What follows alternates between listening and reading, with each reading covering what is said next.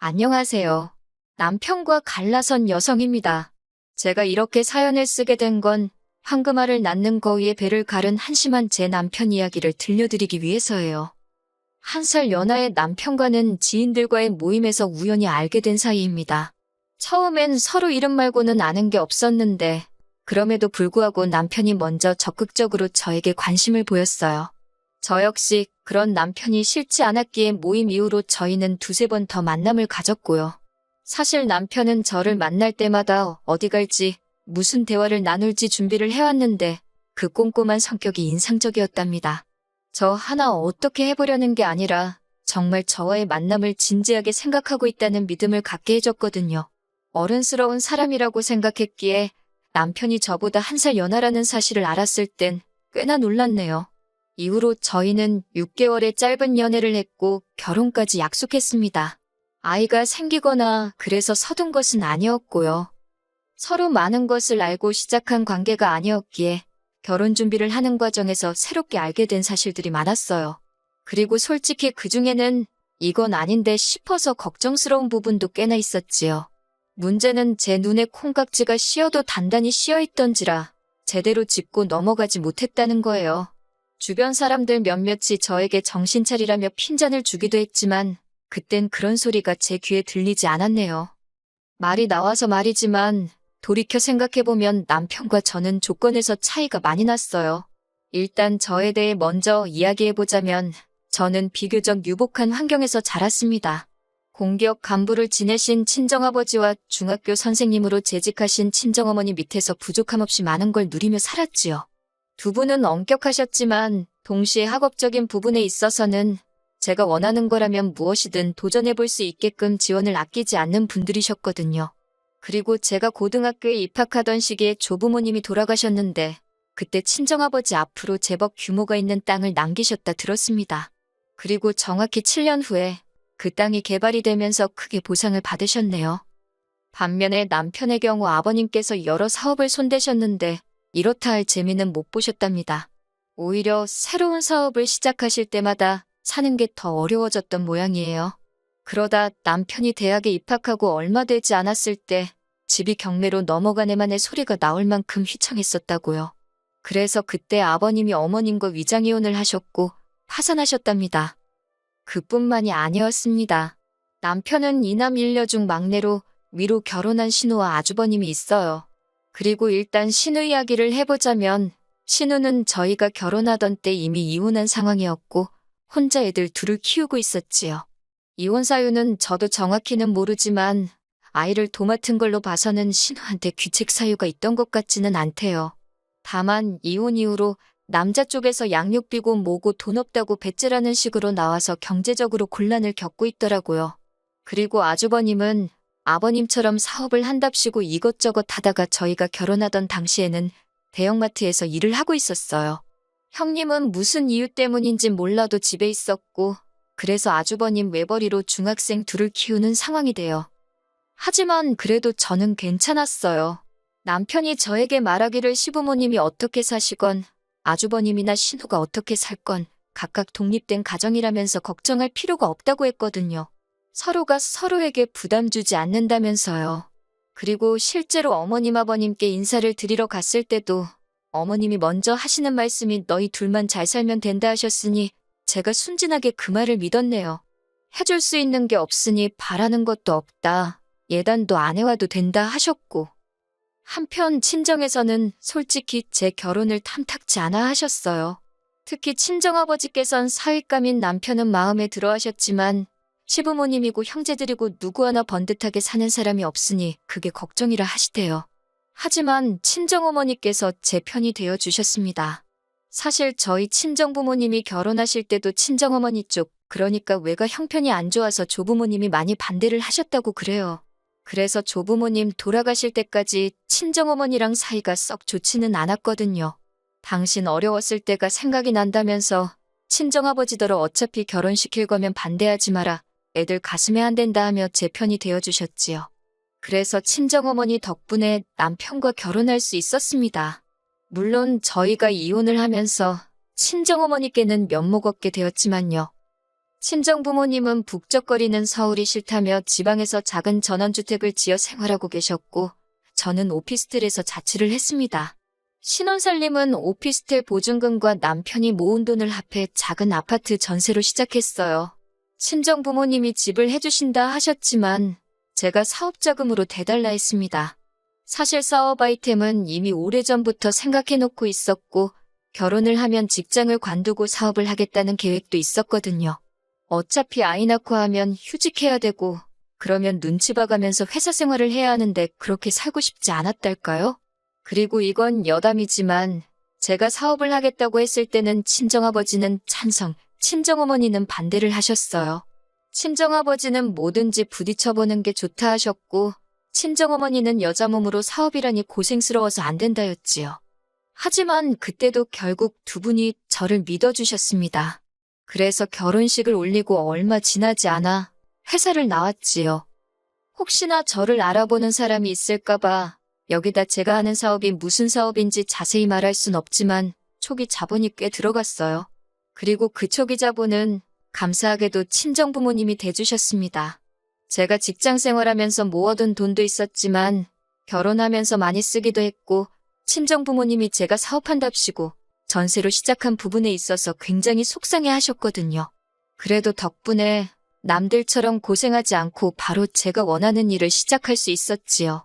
그리고 한 1년은 솔직히 남편에게도 미안한 일이었지만 온 신경을 사업에만 쏟아부었습니다.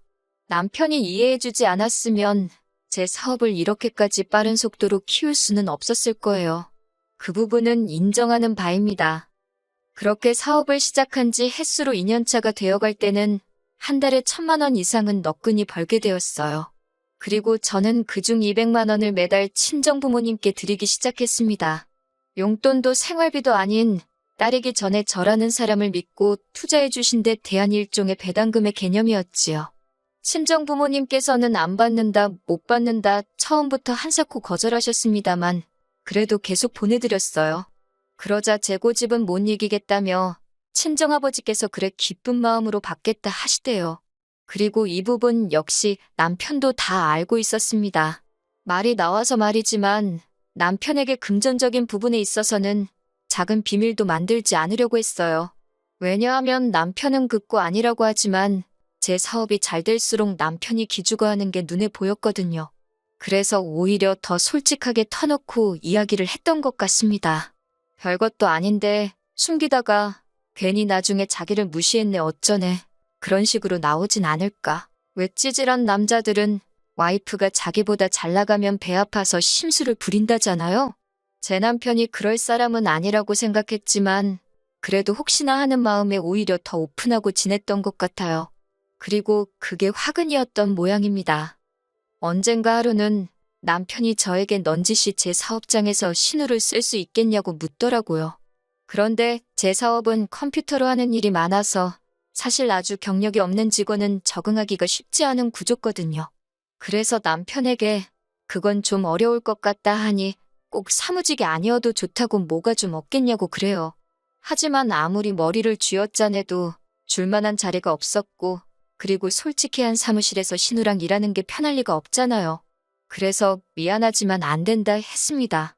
그러면서 신우가 요새 경제적으로 많이 힘드냐 물었어요. 그랬더니 남편이 솔직히 털어놓겠다면서 작년부터 신우한테 한 달에 생활비로 30만 원씩 보내주고 있었답니다. 신우네 애들 통신요금 같은 것도 자기가 내주고 있었다는데 좀 황당하더라고요. 제가 사업이 잘 되기 시작하면서 남편한테 달달이 좀 넉넉히 용돈을 주고 있기는 했는데 그 돈으로 신우를 도와주고 있을 줄은 몰랐으니까요. 그리고는 순간 혹시나 싶어서 신우네만 그렇게 도와줬냐 물으니까 그것도 아니랍니다. 신우네 도와주는 게 어쩌다 보니 아주버님 귀에도 들어갔는데 아주버님이 서운하다고 엄청 뭐라고 했다나 봐요. 남편을 불러다 놓고 예전에 아버님 사업 망할 때 아주버님이랑 신우가 얼마나 고생을 했는지 아냐. 근데 너는 막내고 학생이라고 아무 도움도 못 되지 않았냐. 지금이라도 그때 못한 네 몫을 해라 어쩌라 하면서. 그리고 남편은 바보같이 거기다 대고 억지 쓰지 말라 소리도 못하고 아주버님 말이 맞는가 싶어서 돈을 주기 시작했다는 겁니다. 어이가 없었지요. 내 남편한테 이렇게 물러빠진 구석이 있었나 싶고. 사실 남편이 용돈을 어떻게 썼건 간에 그건 제가 뭐라고 할 건 아니라고 생각했어요. 게다가 남도 아니고 가족을 도와줬다는데 그걸 야박하게 뭐라고 하기도 그렇고. 다만 어머님 아버님께도 이미 제가 따로 달에 50만 원씩 챙겨드리고 있는 상황에서 신우 아주버님한테도 돈이 나가고 있었다니 솔직히 답답하고 화가 나긴 하대요. 그래도 더는 추궁하지 않고 일단은 알겠다 했습니다. 대신 앞으로는 시댁에 돈 들어갈 일이 생기거든 먼저 상의를 해달라고 독단적으로 결정하지 말라고 했네요. 이런 식으로 알게 되는 거 찝찝하고 마음 상한다고요. 제 말을 들은 남편도 자기가 생각이 짧았다고 미안하다고 했고 그래서 그렇게 일단은 넘어갔지요. 한편 저는 다가올 어버이날 친정아버지 차를 바꿔드릴 계획을 세우고 있었어요. 친정아버지 차가 거의 10년 가까이 타신 차라 오래되기도 했고 그럴듯한 선물 하나 꼭 해드리고 싶었거든요. 게다가 제가 벌어서 제가 해준다는데 구구절절 이유가 필요한가 싶었어요. 다행히 남편도 별말 안 하고 알아서 하라길래 아무 문제 없다고 생각했고요. 그리고 얼마 후 시댁에 가게 되었습니다. 어머님 생신하고 어버이날하고 3일 차이밖에 안 나서 늘 한 번에 챙기거든요. 시댁은 저희 집에서 차로 1시간 정도 걸리는 거리에 있고 온 가족이 다 모여야 하다 보니 주말밖에 여의치가 않아서 주말 저녁 시댁에서 모이기로 이야기가 되었지요. 그렇게 약속 당일 시댁에 도착하니 아주버님 식구들과 신우 그리고 시조카들까지 전부 다 와 있더라고요. 그리고 좀 황당했던 게 집에서 먹자고 얘기가 되어서 제가 갈비랑 잡채를 해갔거든요. 그런데 정작 신우나 형님은 빈손으로 왔더군요. 그래놓고 한다는 소리가 시조카들이 그렇게 고기를 먹고 싶어 한다면 나가서 먹자는 겁니다. 그러면 처음부터 저한테 얘기라도 해주면 제가 갈비랑 잡채하느라 시간 낭비할 일은 없었을 거 아니에요? 그렇다고 기왕 해간 걸 다시 챙겨오기도 뭐해서 그럼 이건 어머님 아버님 두고 드시라 하니 그걸 또 어머님은 신우와 형님더러 챙겨가라 싸주고 계시는데 솔직히 거기서부터 저도 마음이 좀 상했지요. 한편 그렇게 저희는 시댁에서 멀지 않은 고깃집으로 향했습니다. 시작부터 돼지갈비 15인분을 시켰고 소주도 몇 병 시키더라고요. 그리고 얼마 안 가 다들 술에 조금씩 취하면서 일이 벌어졌어요.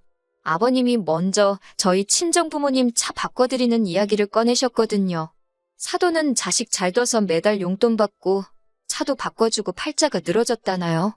솔직히 말씀하시는 어감이 썩 좋진 않았지만 아무래도 술도 드시고 하셨으니 그러신가 보다 하고 넘겼습니다.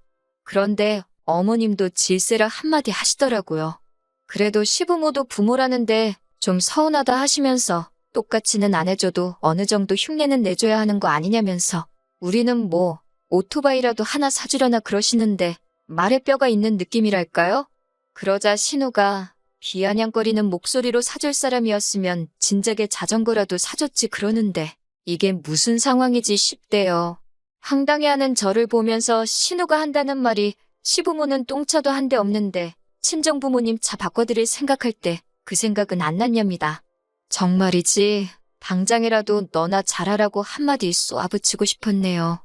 하지만 시조카들도 있는 자리에서 괜히 돈 가지고 어른들끼리 이러쿵저러쿵 말하는 모습을 보이기가 그래서 일단은 그냥 무시했어요. 외식비로 거진 50만 원, 그나마도 돼지갈비라서 그 정도 나온 거라며 봐줬다는 식으로 아주버님이 이죽거리는데 너무 짜증나대요. 50만 원도 적은 돈이 아니잖아요. 생각하면 생각할수록 돈은 돈대로 쓰고 욕은 욕대로 먹은 기분이라 이래저래 너무 기분이 나쁘더군요. 그래도 다들 술이 한 잔 들어가서 그런 걸 거라고 애써 그렇게 생각하며 마음을 달랬네요. 한편 신우가 했던 말을 곰곰이 생각해봤어요. 생각해보니까 시부모님도 차가 없으니 어지간히 불편하긴 하시겠다 싶더라고요. 제가 너무 무심했나 싶기도 했고요.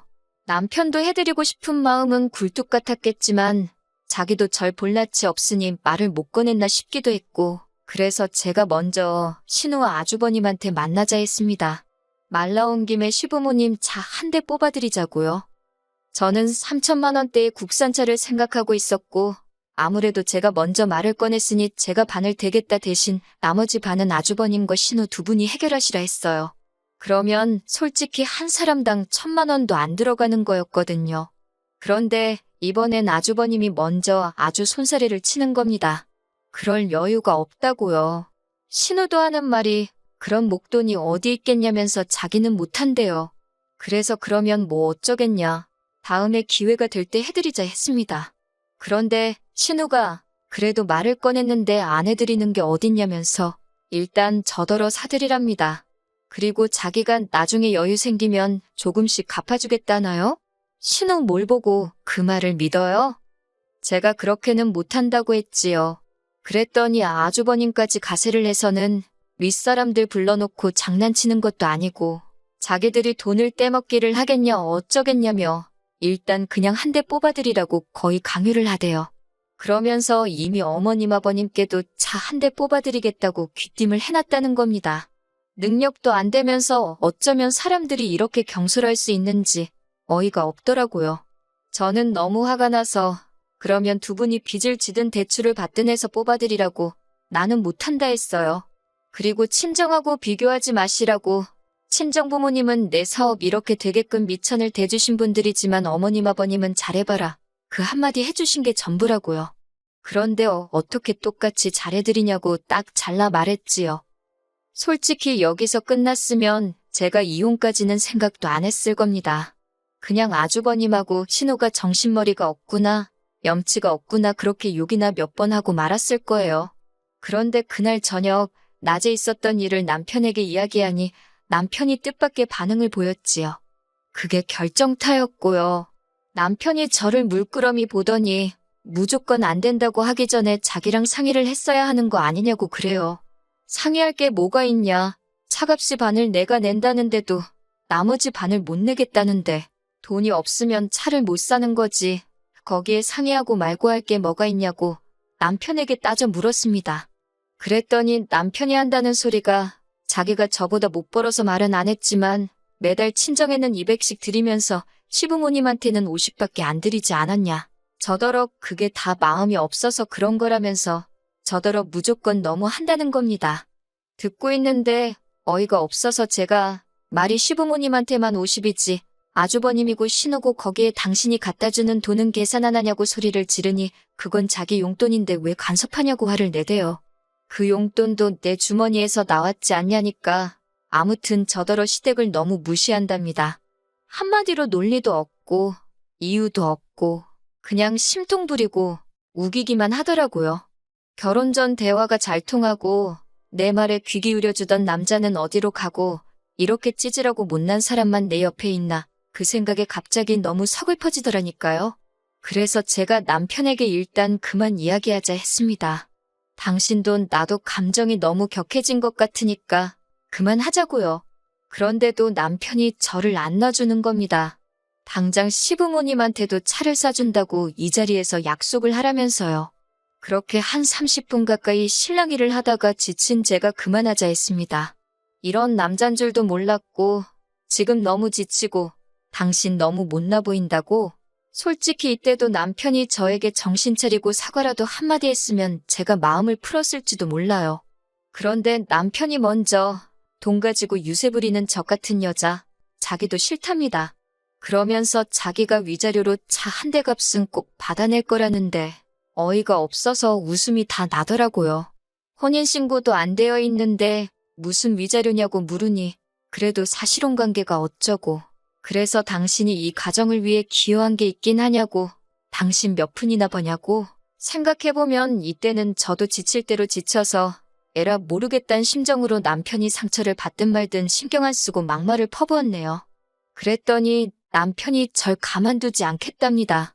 그러면서 제 머리채를 잡으려고 하는데 놀라서 신발장 위에 차키만 들고 냅다 도망쳐 나왔지요. 그 길로 차를 끌고 친정으로 향했습니다. 차로 2시간 거리도 넘었는데 가는 내내 핸드폰이 없으니 전화도 못하고 꼭 뒤에서 남편이 쫓아오는 것 같고 온몸이 두려움으로 부들거렸고 식은땀이 절로 나대요. 그리고 겨우 간신히 친정에 도착했어요. 제 모습을 본 친정아버지가 이게 무슨 일이냐 물었고 어떻게 설명했는지도 모르겠는데 아무튼 친정아버지께서 아는 경찰한테 연락을 하셨고 그 경찰을 대동하여 다시 서울 제 집으로 올라갔습니다. 그렇게 현관문을 여니 집안은 온통 아수라장이 따로 없었어요. 남편이 지 승질에 못 이겼는지 TV고 뭐고 다 때려 부셔놨더라고요. 소름이 쫙 끼쳤습니다. 이런 남잔 줄 모르고 3년 가까운 시간을 살을 부대끼며 살았다는 게, 남편은 저희 친정아버지와 함께 간 경찰을 보더니 자기가 넘어져서 이렇게 된 거라며 말도 안 되는 변명을 하대요. 하지만 그런 변명이 통할 리 없었지요.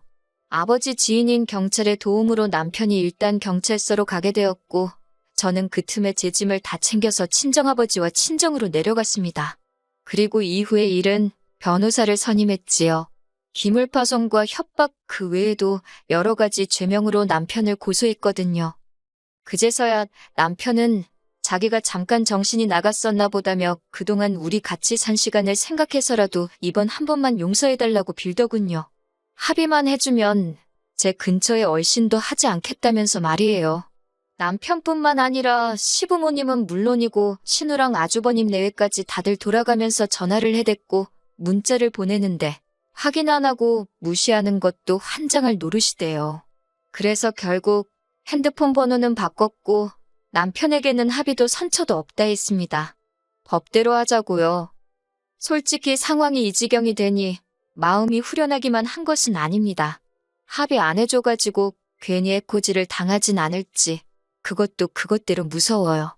하지만 매번 남편에게 맞춰주고 배려해줬더니 사람이 가만히 있으면 가만히로 본다더니 딱 그 모양이잖아요?